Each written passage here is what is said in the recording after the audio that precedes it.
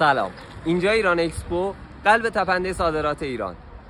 من هادیم و تو مدیرا قرار با هم بزنیم به دل واقعیت مدیریت، بازار و کسب و کار ایران. اینجا تولید کننده ها، استارتاپ ها و شرکت های کوچیک و بزرگ جمع شدن تا نشون بدن ایران فقط نفت نیست، بلکه صادرات بزرگتری هم داره.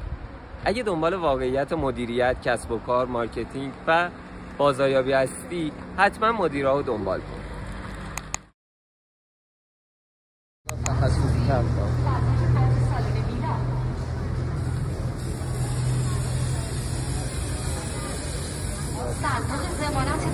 مشتری یافتن مشتری رو حالا بازم خواهم گفت تا سریع ازش مرور میکنیم. برید ببینید آمریکا بزرگترین شریک تجاری برای همه دنیا، برای همه محصولاته.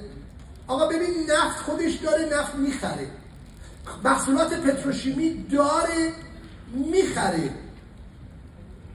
تمام عشق من اینه شما جنس بفروشید به آمریکا. آیا آشپزه میان؟ چند نفر از عزیزان جمع حاضر به آمریکا مگه دارن صادر میکنن؟ تا دلتون بخواد.